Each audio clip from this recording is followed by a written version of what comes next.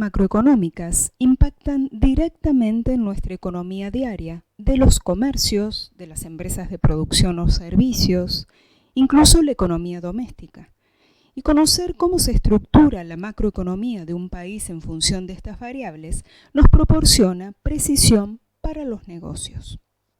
Teniendo en cuenta estas principales variables macroeconómicas, podemos mencionar algunas como es la inflación, el desempleo, el flujo circular de la renta, el producto bruto, el consumo, la inversión, el gobierno, el gasto público y los impuestos. El Producto Bruto Interno es el valor total de todos los bienes y servicios finales generados en un país.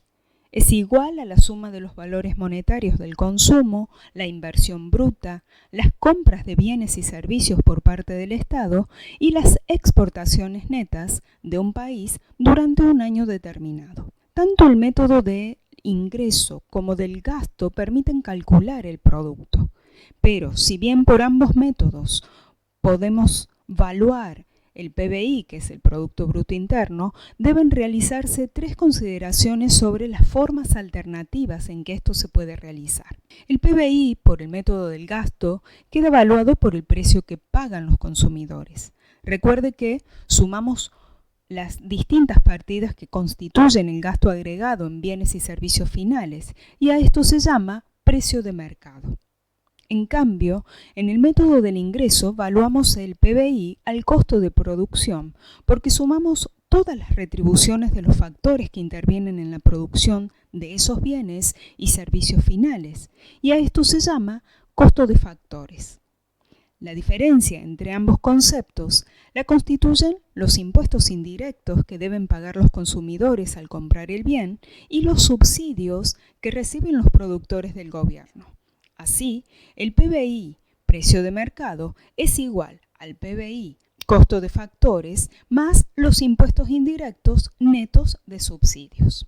El flujo de gasto de inversión que se considera en el PBI es lo que se denomina inversión bruta interna, que está constituida por la inversión bruta fija, que incluye maquinarias y equipos durables de producción y las construcciones, y la variación de existencias. Respecto a este concepto, variación de existencias, podemos hacer una aclaración especial. Por esta se entiende las variaciones de stock de las empresas, ya sea en materiales o insumos o en productos en proceso de fabricación o terminados, y cuando la empresa no utiliza en el periodo analizado todos los materiales o posee productos sin terminar o terminados que no fueron vendidos, la variación de existencia es positiva. Ahora bien, estas maquinarias o equipos de producción o construcciones en los periodos subsiguientes al de su incorporación sufren un desgaste u obsolescencia y a esto se lo denomina generalmente depreciación. En otros términos, representa el monto que deberemos deducir por el gasto de reposición que se debería realizar a causa de la pérdida de valor de esos bienes. Cuando la depreciación es deducida de la inversión, aparece el concepto de inversión neta. Así, la inversión neta es igual PBI menos la depreciación. O podemos decir que es igual a la inversión bruta interna menos la depreciación. De tal forma que el producto neto resulta simplemente igual al producto bruto menos la depreciación, porque fue deducida esa pérdida de valor de los bienes de capital. Usted no deberá confundir el concepto de inversión con el de capital. El capital, a diferencia de la inversión, que es una variable de flujo, constituye un stock. Es el valor de todas las maquinarias, de todos los equipos, las construcciones y las obras de infraestructura en un momento determinado de tiempo. En realidad, cuando los empresarios invierten, lo hacen por dos motivos: para reponer bienes de capital que fueron depreciados o simplemente para realizar nuevas inversiones. Entonces, la depreciación constituiría inversión por reposición. Lo que estamos tratando de incorporar como inversión en el producto neto es el valor de las nuevas inversiones. El consumo agregado corresponde al valor de los bienes de consumo y los servicios comprados por las familias. Los principales factores que influyen sobre él son el ingreso y el ingreso futuro. Cuando aumenta el ingreso disponible, produce un aumento en el consumo, debido a que si las familias tienen más ingreso, pueden gastar más, sin que esto implique que gasten todo su ingreso consumiendo. Con lo cual existe una relación directa entre el consumo agregado y el ingreso. Con el ingreso futuro, la relación también es directa. Es decir, que si existen expectativas de que el ingreso en el futuro será más alto, resulta razonable suponer que se consumirá más ahora.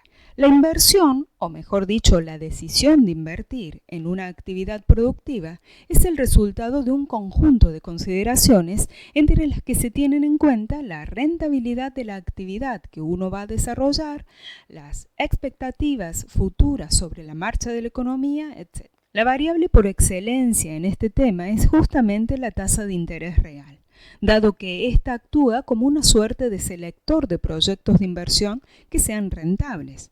Veamos un ejemplo donde nuevamente la expresión tasa de interés real hace referencia a la tasa de interés tomando en consideración la tasa de inflación. Supongamos que tenemos la oportunidad de invertir 1.000 pesos en la producción de caramelos, lo que implicaría tener una rentabilidad del 6% anual sobre el monto invertido, es decir, 60 pesos por año. La otra posibilidad sería colocar ese dinero en el banco a plazo, lo cual nos redituaría un 7% anual. En consecuencia, dado que la tasa de interés del 7% y el rendimiento de producir caramelos es del 6%, optaríamos por realizar la colocación del dinero a plazo. Si en cambio la producción nos redituara el 8%, o sea mayor que la tasa de interés, elegiríamos realizar la inversión y producir los caramelos. En síntesis, la decisión de invertir surge de un análisis comparativo entre la rentabilidad de la actividad que hemos de realizar y la tasa de interés.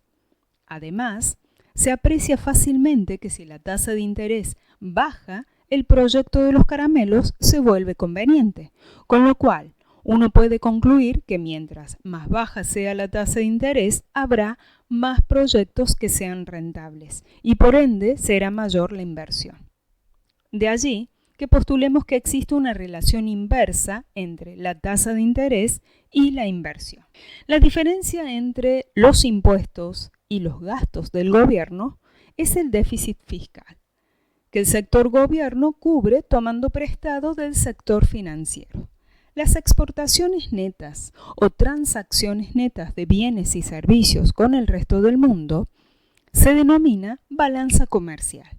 Si el gasto que realizan las economías externas en bienes y servicios nacionales excede el gasto de la economía doméstica en bienes y servicios originados en el resto del mundo, se produce un flujo neto hacia la economía doméstica y el sector externo obtiene préstamos del sector financiero de esa economía.